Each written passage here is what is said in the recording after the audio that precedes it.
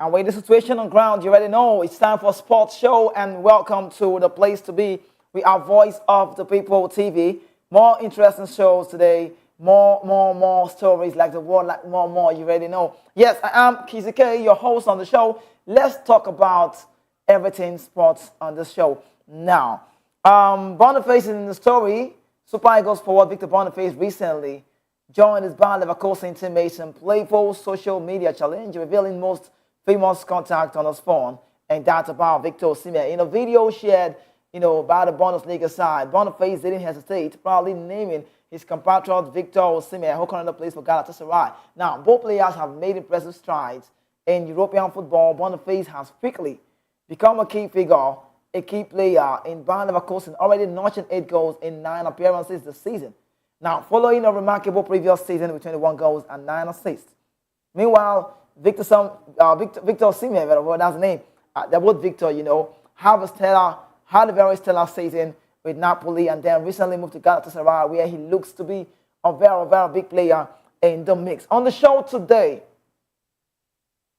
as of yesterday, we told you what's going on in Libya. We told you about Nigerians in Libya. We told you about the harassment and deportation, and all have talked about that. But on the show today, we'll tell you what the federal government of Nigeria have decided to do on that very much saga. Were they sleeping when this was happening? Are they out in the show? Are they out now to fight for the rights of the Nigerian citizens in Libya? I must say this, regardless of where you are, we are in this together. We are Nigerians, and we have to fight this together. But I'll tell you about that very one. The federal government, I could say maybe a thumbs up, but when I get to the story, I'll tell you if it's a thumbs up. And away from that, we'll also talk about the, foreign affairs, the Ministry of Foreign Affairs, what they have to say about Nigerians in that very well. Quickly, let's talk about reunion.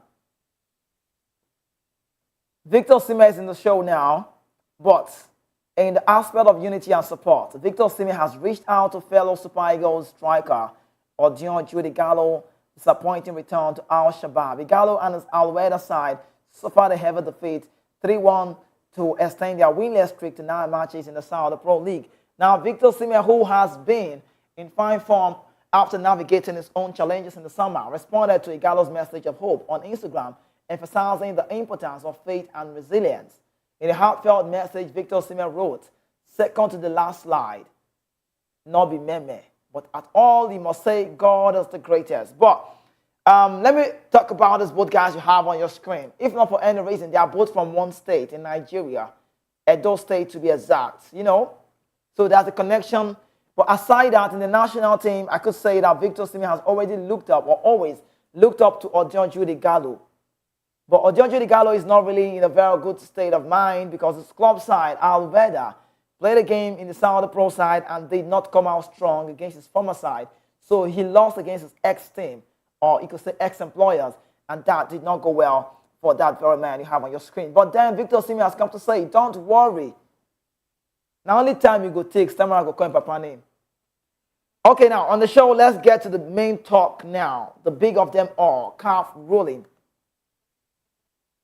Let's talk about the Foreign Affairs Ministry reassuring citizens and amid harassment in Libya. This is the big of them all, because I'm liking to talk about this, because I ask questions oftentimes and I ask people, does this Libya people even know what's football? Do they know the love of sportsmanship on the game? Like I love to say it anytime and every day, there is no room for violations.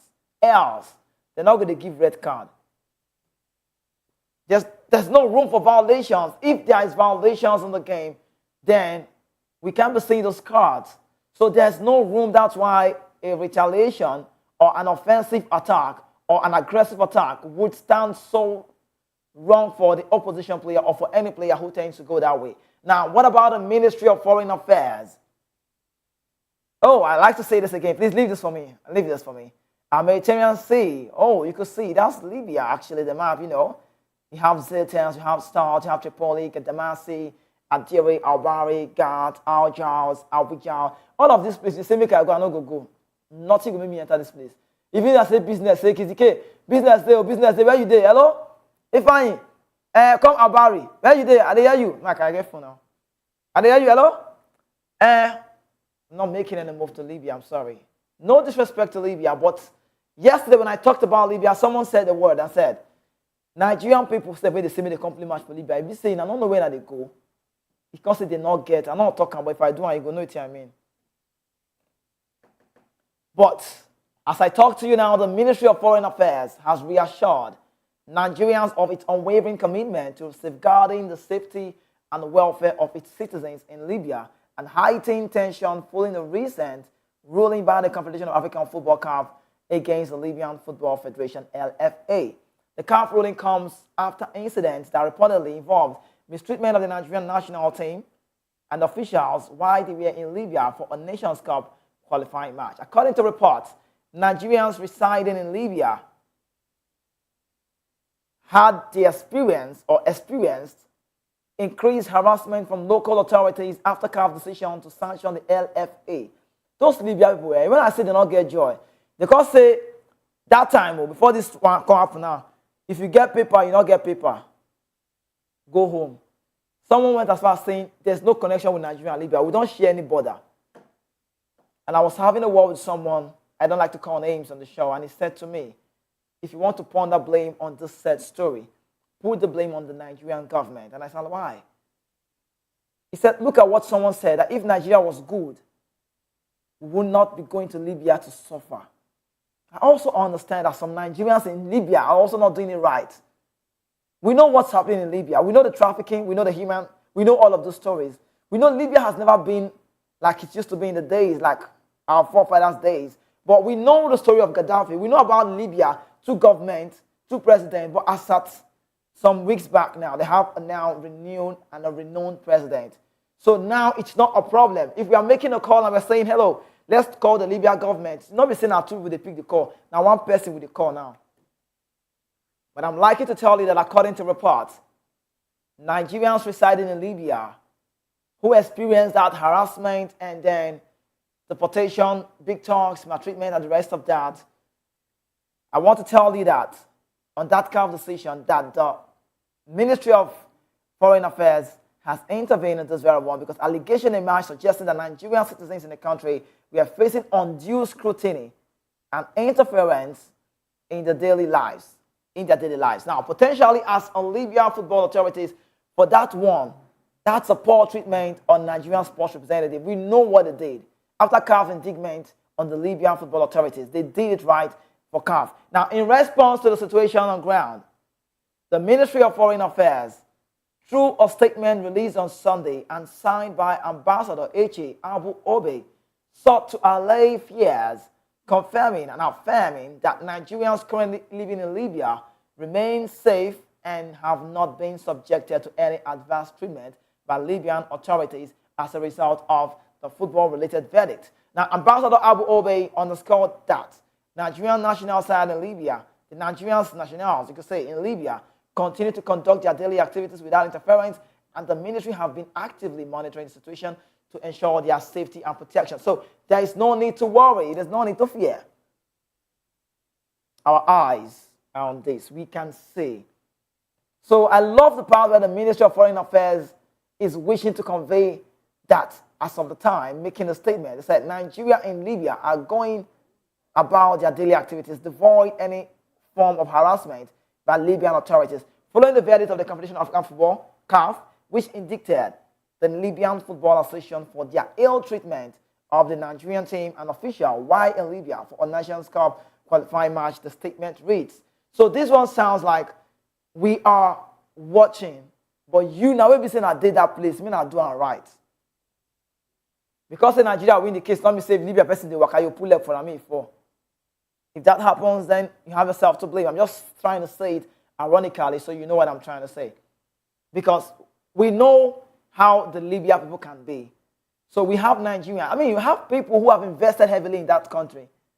And some people are saying if Nigeria was a good place, then why are we going to go to Libya? Suffering. So they are suffering there, according to report, according to what we learned. But the ministry emphasized its commitment to the well-being of Nigerians abroad, asserting that the government remains vigilant and responsive to any potential threats to its citizen security, highlighting the federal government's foreign policy priority to protect its nations and then wherever they are residing. The military assured the Nigerian public that diplomatic effort, better word, and close monitoring will continue to ensure that citizens in Libya are safe and able to lead their life and live their lives without fears or reprisal linking to sporting or political disputes. Now, in closing, the military reiterated its dedication to maintaining the security of all Nigerians abroad, especially in regions with recent diplomatic sporting tensions. The Ministry of Foreign Affairs wishes to reiterate that the well-being of Nigerian citizens anywhere in the world is the top priority of the federal government of Nigeria and will continue to strive in safeguarding its people at all times, the statement concluded. Now, this announcement comes as part of Nigeria's broader commitment to a proactive foreign policy that prioritizes the welfare of its citizens across the globe, particularly in countries where they may face heightened risk. The ministry assured the public that diplomatic relationship remains stable and it will continue to engage with Libyan authorities to prevent any escalation that could affect Nigerians living in the country. So not only Libya message with this one, this message spread across. From Libya, they go anywhere. Because when this matter happened, I wouldn't come and guy maybe say they from Morocco. I tell them, I say, bros, I beg, where you did? Try to hide your head. He say, nothing that happened. Say, Morocco, you're safe. I say, Morocco safe, Abi? He say, yes. I get guy maybe say, see they for Raja Casablanca town, from Morocco. I call and give bros, I say, Morocco safe, Marrakech fine, everywhere lecture. I say, okay, that's cool. I have friends in the North African side, but I know how this can work. But I must say shout out to the federal government of Nigeria for this very one. Clarity's sake. Letting the people know that, yes, we got you on this. And you know, the priority of the federal government for its citizens, especially those outside, no disrespect to those in the country, we are basic, like, yeah, the basic. But those outside, it's also right. That's why you have ambassador of Nigeria and Libya. We have community leaders. So these people are always going to be there to protect and also to oversee that every Nigerians outside, not just Libya at this time, are in safe hands. And I must say, that story would not be valid anymore. That story would not come to play again if the federal government of Nigeria continues to prioritize its citizens, just as they've said. And I believe that, yes, we are hoping for the best, but I hate to say the word, preparing for the worst. Now, let's talk about one-man coaching role. His name is Samson Siasia. Is in the story. You know, everybody knows Siasia's way, but I must tell you that former Super Eagles head coach Samson Siasia has been in the news in recent weeks. The former Nigerian international was linked with Nigerian National League side NNL Mighty Jets, the Super Eagles job also, and a club side in South Africa. And this comes after the 57-year-old recently served a 5-year ban imposed on him by the Federation of International Football Association FIFA to breach of ethics. Siasia knows the story, but FIFA hit Siasia with a live ban from all football-related activities back in 2019 over allegations of match fixing. But upon appeal, Samson Siasia's punishment was later reduced to a 5-year ban by the Court of Arbitration for Sports (CAS). The former Nigerian's player completes the ban in August. So in August, just some months back this year, and I mean, he completed that ban and he's now free to return to football. Siasia is looking to get back to his coaching career, back on track again after the lengthy absence of football. Now, when contacted by football pundits on Monday to speak on reports linking with him, you know, both Nigerian job and the South African club side, and guess what? He said something that made me laugh. Siasia declined the comment on that matter. According to Siasia, he doesn't want the whole world to know what is his next plan. At the moment, he said, I should tell you what I'm trying to do. So you tell the world, or God beg, find another person go talk to, not be me, and not follow. And that's about Coach Samson Siasia. Meanwhile, speaking of reports, Wakanda Football Club coach Rode Richard insists that it's a welcome development should Samson Siasia end up joining the South African club. According to him, Siasia is a good coach, and it would be better for him to rejuvenate his career again after what he went through. Now, let me quote Richard in his word. He said, I think it's a very welcome development, in my opinion, that Coach Siasia is trying to rejuvenate his coaching career in South Africa. The South African League is much more established presently than the Nigerian Football League. Are we arguing this? No. Nigerian Premier Football League and then the PSL, the South African Premier side, which one is preferable? But it's not about what we want for Samson Siasia. It's about what the former Nance player wants for himself. He's been on this role before. He's managed Nigeria before, no matter how short the time has been. But the question is, you know, things Siasia still good as he good before. Do you realize that when a coach, sometimes we see rusty behavior, rusty characters of managers? For me, my opinion, he's a friend of mine. He's my friend. We talk, normal, it's cool. But I must say it, if Siasia is available today, I would not even advise the Nigerian Football Federation to call him. I'm not sounding because I don't like him. I'm not sounding because I'm jealous of him. No, of course not. There's no comparison. What's the argument? What's the fight about? But the question is, he needs to rejuvenate his mindset about the game. He needs to go back to the drawing board. They get drawing board, though. Not be this one, say, just not drawing board, they will say, drawing board, say, go, just arrange. You just go back, put one or two things, because the game has changed. And guess what? Every day it keeps evolving around. So you just cannot come back. I mean, it would have been a shame to Nigerian Football Federation, to Nigerian and Co, to the Federation at all, to say, if Siasia had come back, I would just say, yes, now you get this job. Take him. That would have been a slap on the face of the nation, because he has been banned for a long time. 5 years without any related activity of sports, not even football, the main one for him. And you want to get him on the job, it will not work now. It's okay that he's just on the side. But I know one thing is certain, he's a good coach. He will always be a very good coach. And then I believe that if Samson Siasia goes back to the drawing board, he will make sure everything is all right, and then come back properly and come back stronger. And that works for me. At that point, if we talk, say, hey, Siasia manage Nigeria. But for now, it be so, more just leave it go, for me just do the work. Small. If we say we don't want to go bring coach, we they wait. When the Nations Cup go reach, we can't go bring coach. Now time will tell. Iguabo has done well. Not a fan of Iguabo from the onset. Even when I was playing, I wasn't born then, you know. But then, YouTube did justice to that. I watched Iguabo play. I respect him. I'll talk about him now very soon. I respect him, his gameplay, his managerial skill, because he's grown now. But let him remain on the job for now. Interim base, no problem. But I will still urge, if you know you want to give him this job, I'm talking about the NFF now, why not make the decisive measures quickly? Why do you waste time? The guest I had on the show the other time told me a word. He said, Kizzy K, do you know why they don't want to bring him in? I said, why? He said, they don't trust him. They don't trust his policy. They don't believe him.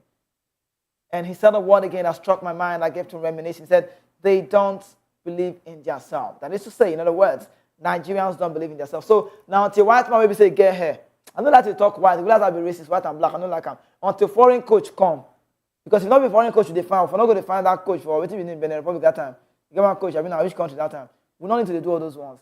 Let's get the right man on the job. But let's talk about the team preparation. Nigerian League 30 players for CHAN qualifiers. Samson Siasia away now. Talk about Iguavo and his team. Nigeria have named 32-man roster for the second phase of their training camp ahead of the anticipated two-leg CHAN qualifying feature against arch rivals Ghana in December.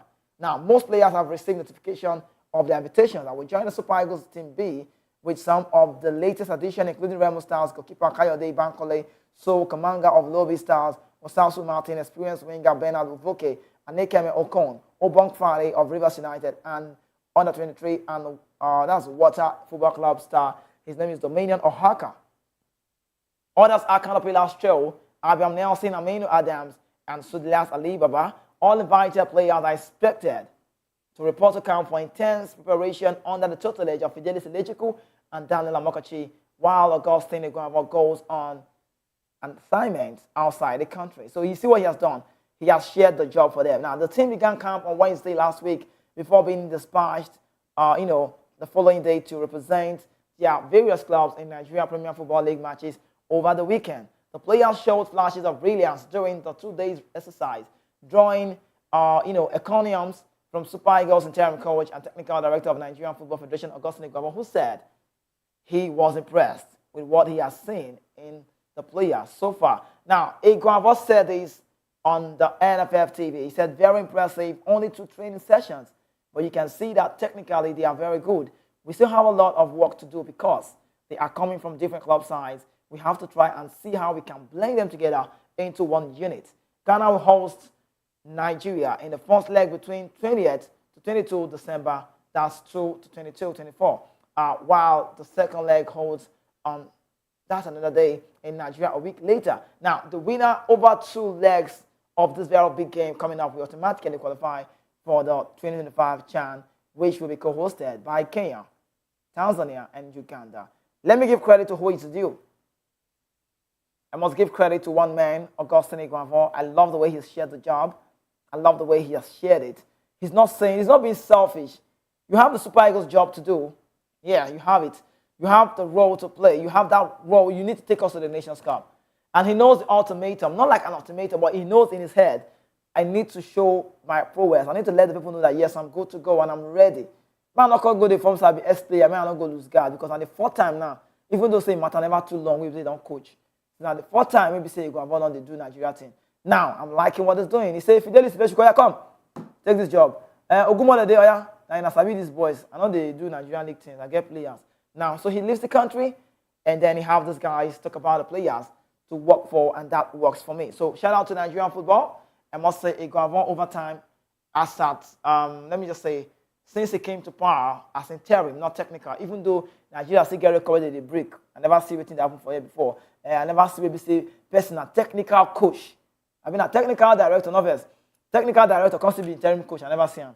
Even if that kind of happen before, not the long like this, I'm own the long. It's too long. It can't even long past Lagos 10 million bridge ready for Nigeria here, but I need to go on a break. We need to go on a break. When we return, the show continues. It will be time for us to give you more updates right here. Please don't go anywhere. When I return, guess what? Someone we'll talk about PG. Get who get belly.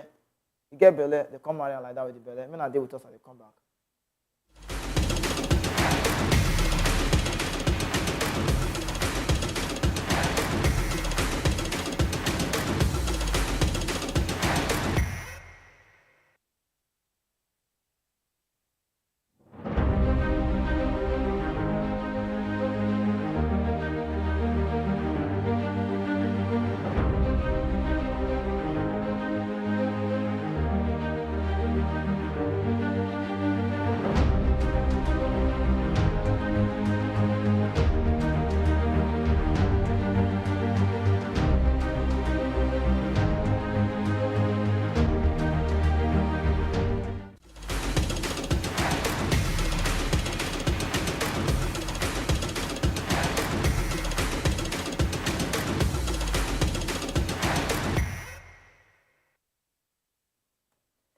Okay, you're welcome back. You're still watching Voice of the People TV while we talk more about sports updates away from the Nigerian story. Well, I'll come back to that again.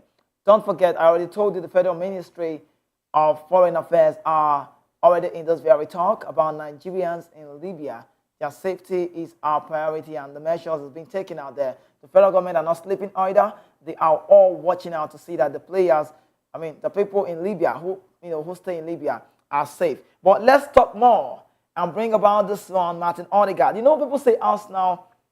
People like to talk about Arsenal, say Arsenal is not a side. Patrick Evra came out and said Arsenal is like a Netflix movie. Every time we wait for the next chapter. Now, I think one man left Arsenal and the team stumbled, and then the team is not yet in its right frame of mind. Now, this is a happy time for Arsenal midfielder. His name is Martin Odegaard. After tying the knot with pregnant girlfriend Helen Spilling, the couple decided to have a secret wedding and did not make any announcement or invite guests. So they married themselves. They see that one. They married themselves and they don't marry. Anyone want to talk, I say join. This is when I see they did not invite guests. Married girlfriend. So married girlfriend go turn to girlfriend to wife now. So that girlfriend will use cleaner, commoter.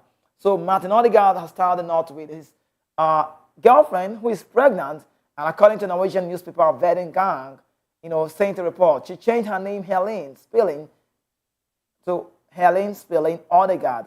It was also reported that the Arsenal captain changed his status to married in the national registry. So it means, in other words, Martin Odegaard did what?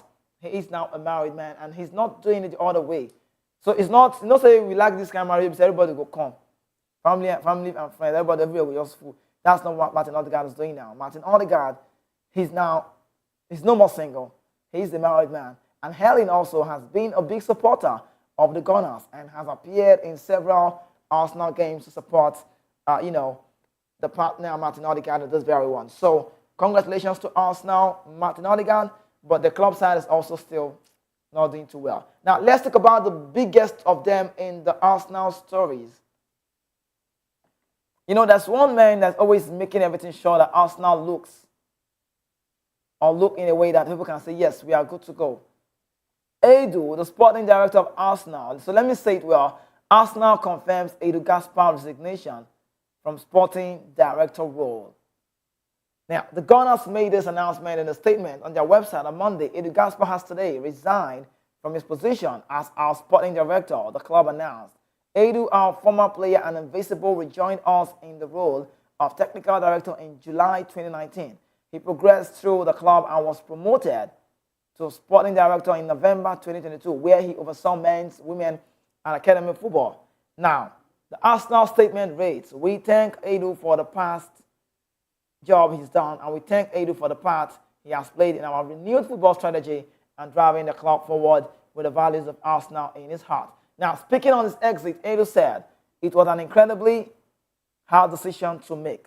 Let's talk about the Edu Gaspar, the Arsenal sporting director, he said, or ex. He said, "Arsenal have given me the opportunity to work with so many amazing people and the chance to be a perfect, man with this club, and it's something so special in this history.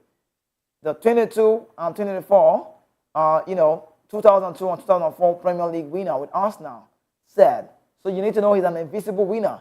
He said, it's been a special journey, and I thank Stan George, Tim and Lord Harris for their support they've given me. He said, I've loved working with so many great colleagues across our men, women, and academy teams, especially Mikel Arteta, who has become a great friend. Now, it's time to pursue a different challenge. Arsenal will always remain in my heart. I wish the club and its supporters only good things and all the very best." Sounds emotional. Arsenal co-chair George Kroenke added, "We respect Edu's decision and thank him for his immense contribution and dedication to drive the club forward. Everyone at the club wishes him well. We are all so fond of him and the positive energy he brings and everything and to everyone." Now, change and evolution is part of our club, they said. "We will remain focused on our strategy and winning major trophies. Our succession plan will reflect in this continued ambition." Now, do you know why this story is funny? Edu is leaving Arsenal. Guess where he wants to go? Nottingham Forest. Even though they are in the top four at this point in time, we know they just might not really get out there. No disrespect to Nuno Espirito Santo, no disrespect to the players in Nottingham Forest, but I'm only saying, Arsenal will always be a bigger side. But what Edu has done for the club cannot be taken off. His legacy will continue to live forever.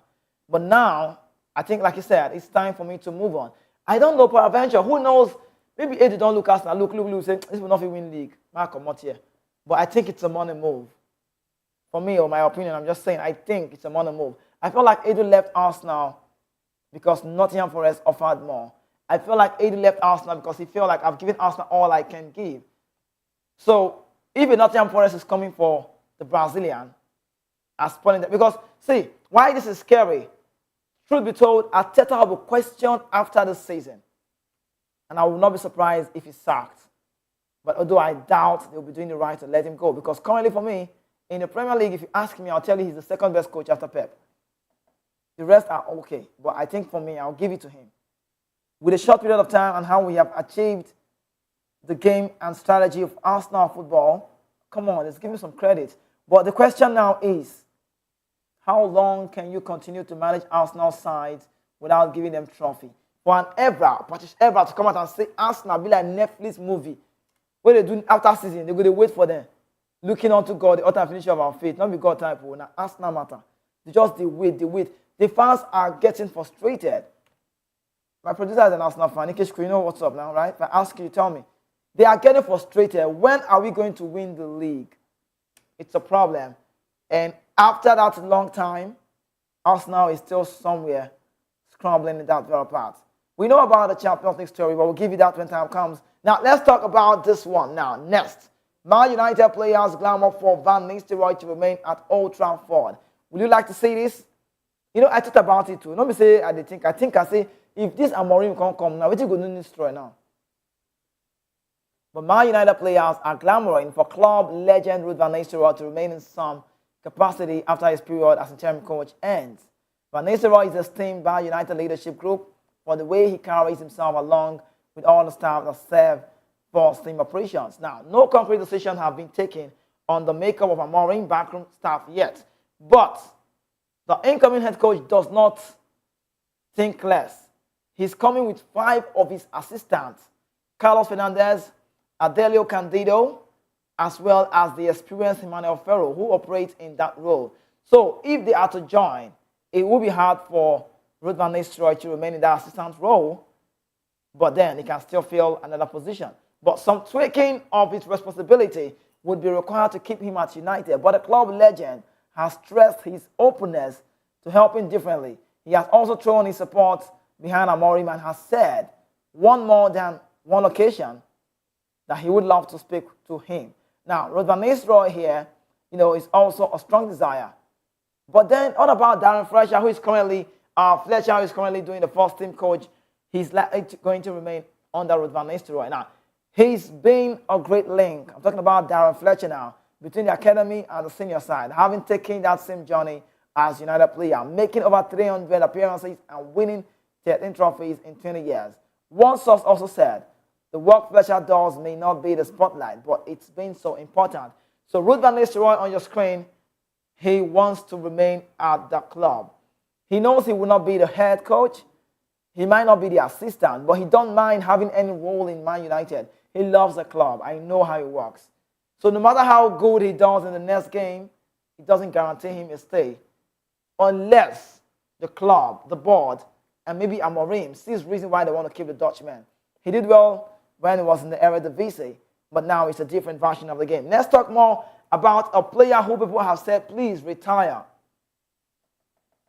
Neymar suffers another injury setback. You know why I feel so bad about Neymar? Neymar na player we say as he come out from PSG, everything. If Neymar breathes, as they breathe, so they pay him. If Neymar cough, if he sneeze, they give him everything. Imagine if we say the same player just post message. Just me post, they pay him for every post on social media. Neymar is big. You might not understand, Neymar is he's a very big player. He's a world-class player. If you tell me, say Neymar no go win Ballon d'Or, I no go believe. Some people say he lived under the shadows of Messi. I said, I don't even know. This guy was a player who came out and everybody said, yes, this is the next big thing.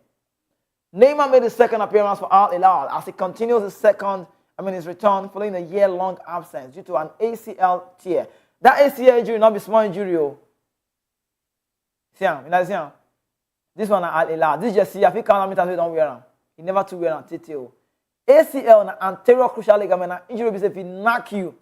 I'm not sure say if he come back. If he come back, by the grace of God. But he didn't last long. The Brazil international came in on 58 minutes, as his team won 3-0 in that Asian Champions League elite match on Monday. However, he was subbed off less than 30 minutes later. Basically, just enter match. He never even to play anything. They don't come out. He just go ground, kind of hold his back leg.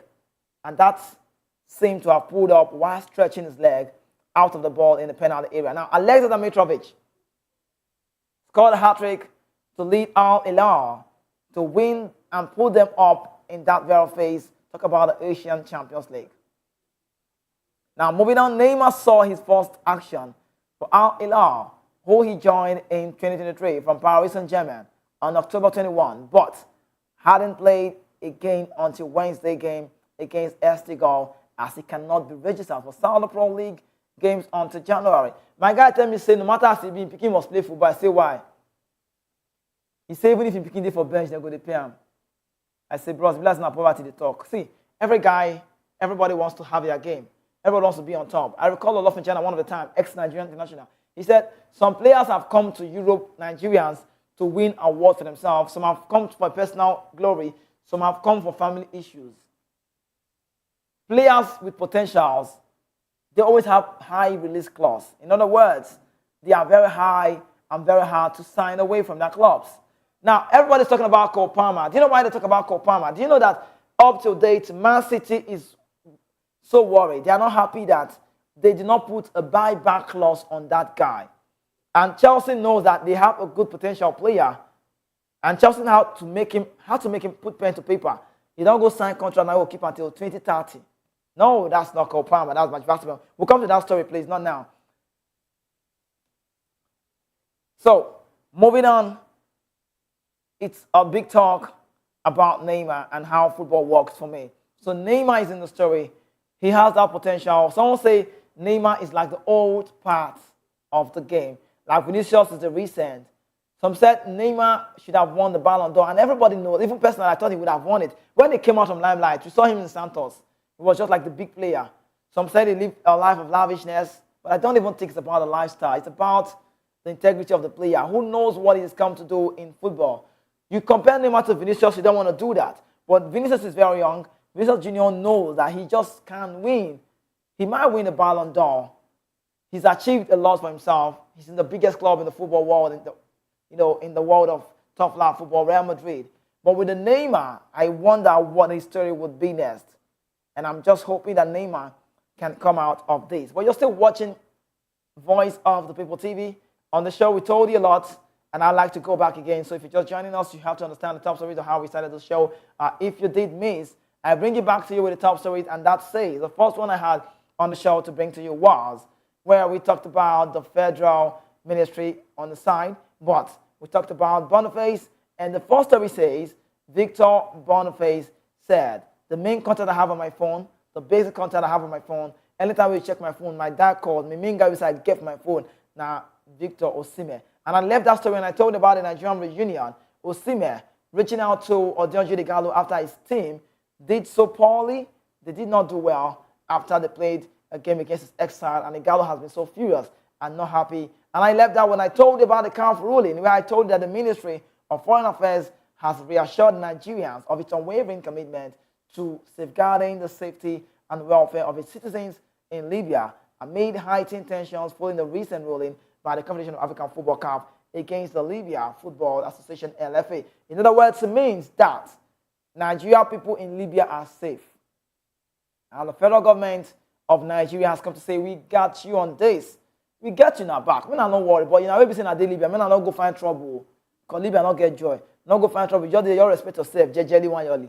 And then they're saying, it's on us. Now our work, we carry our matter for head like antenna. We carry our matter for head like a gilly. Say, no worry, nothing go do now. So first in a hand clean. Anything they say me do am. But people in Libya, they try. Now I left that when I told you about Coach Siasia. A lot of talks out there are saying Siasia wants a talk. He wants a move to where? African clubs in South Africa, or maybe the Nigerian side. He turned down Mighty Jets in the NNL. So Siasia has come to say, I'm not going to tell you now my plan. Nobody will know my plan. If I tell you now, I'll go to talk before me. When I come back, I will come back stronger. And I left that one, and I told you what next. I have the story that says, team preparation, Nigeria leads 30 players for CHAN qualifiers, and that's a record for who?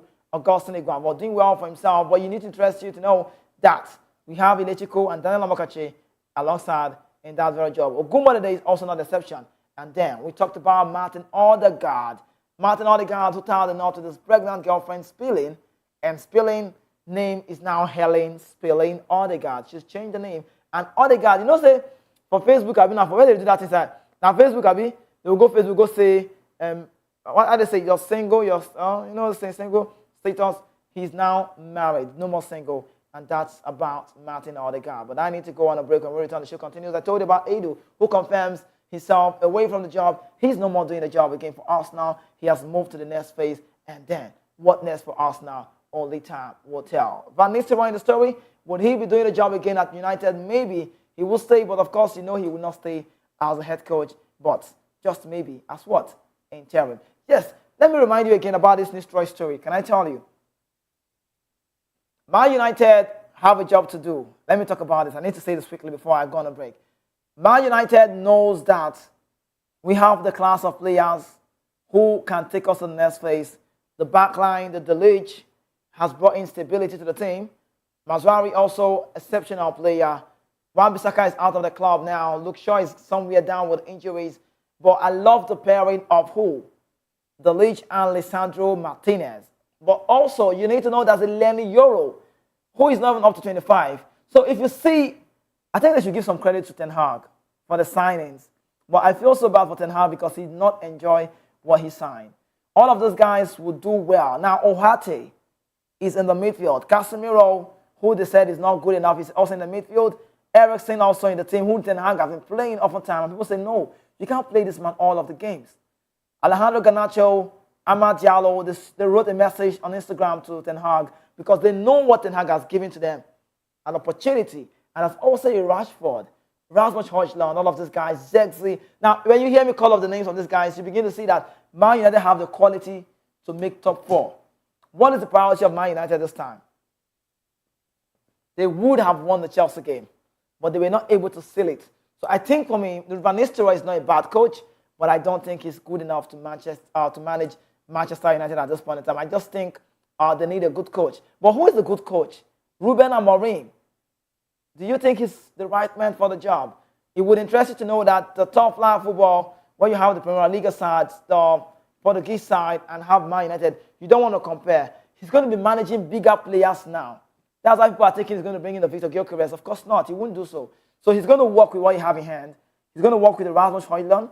And people are believing that once Amorim enter that club, say Rasmus going to score go anyhow like 20% no. So we are just waiting to know if Rasmus Højlund will do the job well when Amorim takes over, and that's for November 10, and then moving to 11, and then we see a different Man United. But then, you know, every Man United, for me, I see they give patience. Not be say you can't corner, they can't go win out. You know, Premier League Premier League style of play different from all those Portugal and League One. Premier League now pace, consistent, you more strong. Not be where, like, see, the difference between Premier League and Italian League, I'll tell you all of those leagues. If you ask questions, they tell you the best football league in the world is what? The Spanish league. They will tell you. Not by publicity-wise, not by hype, not by the PR, but by the gameplay. And you enjoy it. Now, that's why you see Sociedad playing against Osasuna. Osasuna will dominate gameplay. It's not like when you see Man City playing against West Ham. Man City they play, the West Ham will do like this. Not be that one. So that one aside. But I'm talking about generally. But the Premier League with the hype, with the big money by pounds. One player go just dey Napoli, you go see West Ham go come, go just dey run the come. Because pounds and euro, you know when they compare. If you put them calculator for Nigeria, you know how it be. Now, I told you one thing again about Neymar. We hope Neymar comes out strong, and we hope he comes back better. We're going on a quick break. When we return, the show continues. And guess what? We are moving to another segment away from football stories, and we talk about every away from that. Stay with us. We're back.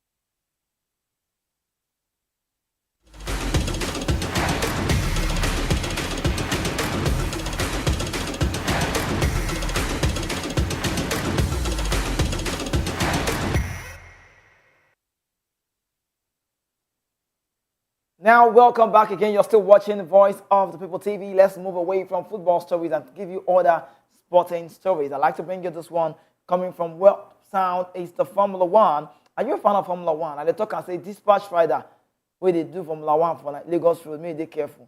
Formula One is a nice race game. And then I think I like to say this, that oftentimes growing up, I like to say, I used to know about Max Verstappen, but he's not been the man I like to talk about. I always give glory, and I talk about more of Lewis Hamilton, who is now a star. But as I talk to you now, we bring you the story that Max Verstappen sniped at criticism from British media pundits after putting himself on the cups of his fourth consecutive World Championship title with a masterclass to win the Sao Paulo Grand Prix on Sunday. So this man is that. I feel like ever since he came to the picture, he's changed the game, and he's made the game look as easy as possible. The Dutchman came back from 17th on the grid to take victory at the Interlagos, while his title rival Lando Norris fell short from pole to finish 6th. The British driver also trailed by 44 points, but is now 62 behind with 86 remaining on the table. If this is where the game comes, if Max Verstappen is 60 ahead, after the next round in Las Vegas, then it means that the Red Bull driver will be the champion. I like to say it again. If he is 60 ahead after the next round in Las Vegas, it means that the Red Bull man will be the champion. But this victory, you need to know, was his first since June. And following the recent fierce exchange on track with Norris, Max Verstappen has been fiercely critiqued for his behavior from the likes of former Formula One driver Damon Hill, Martin Brundle, and Johnny Herbert.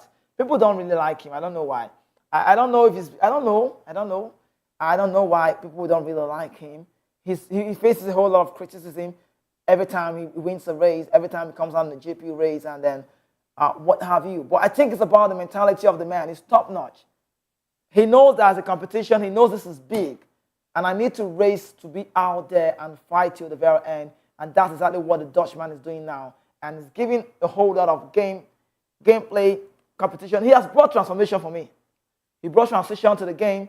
And ever since we talk about Formula One, go and check the records. He might not have won to that level, to that lengthy level that we want to see him. But then his achievement within the short time, the short span that he has had in Formula One is big. So let's give credit to who it's due. And that's for the Dutchman, Max Verstappen. They are very lucky that they didn't let him go. Because I know when the season was about to start, Ferrari was calling. They wanted to sign him. Mercedes was calling as well. But he said, I'm going to stick to this one. I'm not making a move away from here. I would remain with the Red Bulls. And that's how it works for brands. When you are in a brand, or when you're on a brand, they give you all that you need. Now, Max Verstappen knows that if I had left Red Bull, just maybe my personal brands would just reduce because he still has a lot to offer to the Red Bulls before leaving. Now, you take it back to Lewis Hamilton. Lewis Hamilton is a Mercedes driver, but do you realize that before the season started, what happened? Ferrari kept on calling. We want you, and he said, no, I would not make the move. Now, let's leave it from talk about tennis on the show.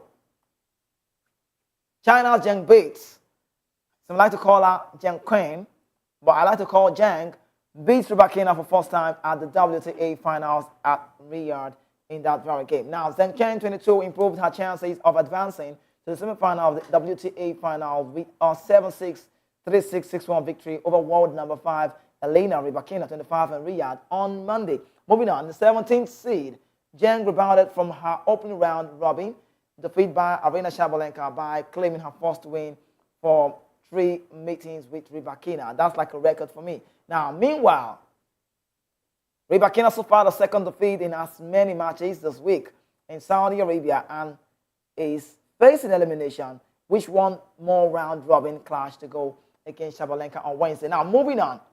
During her court interview, this is the part that I love so much, Zheng apologized to the Chinese fans in the stands for losing control of her emotions at one point during the match, admitting she was harsh in her reactions to them, and she thanked them for their support.